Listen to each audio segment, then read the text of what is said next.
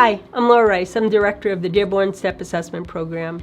One of the many questions I get is, at the end of our assessment, what happens? Which is a great question, which is probably one of my most popular questions from parents and guardians. So I want to make sure people know STEP is a 40-day school program.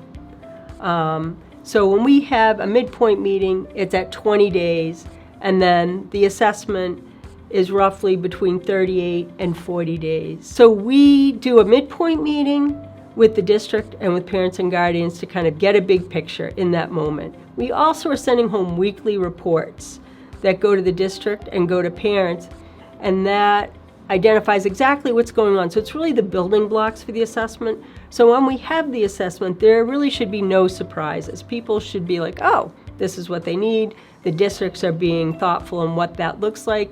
Parents and guardians are being thoughtful in what that looks like. And once a decision is made between parents and guardians, because STEP does not determine where a student goes, the districts and parents do. And there's a really great reason for that. Those students are the responsibility of their parents and their guardians, really forever. Doesn't matter how old they get. But we want to make sure that they are part of that process. And so STEP really stays Switzerland. We don't make those decisions. We do the assessment, we're clear on all the things that the student needs, but bottom line, that's who makes the decision. So when that decision gets made, what happens is STEP then starts with their transition process. So the first part is we have students make a tile that really kind of stays at STEP and just kind of identifies, hey, guess what? So-and-so was here. And those tiles go on the wall. So students don't have to sign their names, but it's really nice to be able to come into the program and see the students' work. And I would say I have a lot of students that come back to want to see where their tile was placed. So that's really fun. The other thing we do is a goodbye book. We have a party to celebrate their graduation from STEP and moving forward. And then we have 2 different Zoom calls. The first Zoom call is with the clinician talking to whoever the contact is at the new school or the old school, defining kind of this is what's worked, this is what it looks like, this is how it's happened.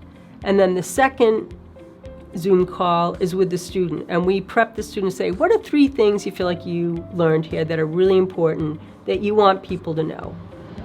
And so we get on the Zoom call with the student with the contact of the person that's going to see them the most, where they're going next, and really define what that is. And then we have a set of questions that we review with the student, say, hey, we're going to ask, like, where's the bathroom? How do you be able to take a break at your new place? What are they going to do if your clinician's not available? Like, who do you go to? All the things that we know as professionals are really important to students moving forward that will help alleviate the anxiety.